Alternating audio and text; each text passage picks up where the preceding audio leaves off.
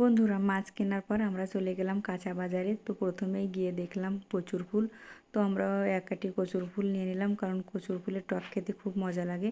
তারপরে আমরা চলে গেলাম কিছু ক্ষীরই কিনবো বলে। আসলে শসার থেকে ক্ষীরইগুলো খুব মিষ্টি লাগে, তাই আমরা কিছু ক্ষীরই নিয়ে নিলাম। আর এখানে এই যে কিছু ধুন্দলও নিয়ে নিলাম। তারপর আমরা চলে এসেছি আরেকটি দোকানে। এখান থেকে আমরা আলু কিনবো আর অনেক কিছু সবজি এই দোকান থেকে নিয়েছি আমরা।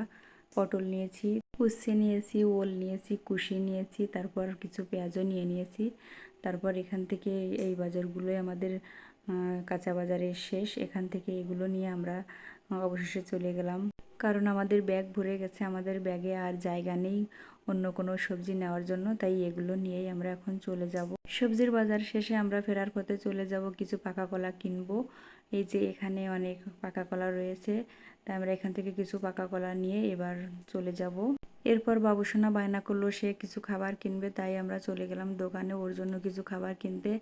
ও যে এই যে কেক নিল, কেক নিয়ে আমরা এখন বাসার দিকে চলে যাব। তো বন্ধুরা, আমাদের সবজির বাজার কেমন হলো তা অবশ্যই কমেন্ট করে জানিও। আর তোমরা সবাই ভালো থেকো, সুস্থ রাখো। ধন্যবাদ। আর আমার এই ভিডিওটি ভালো লাগলে অবশ্যই একটু শেয়ার করে দিও, পাশে থেকো।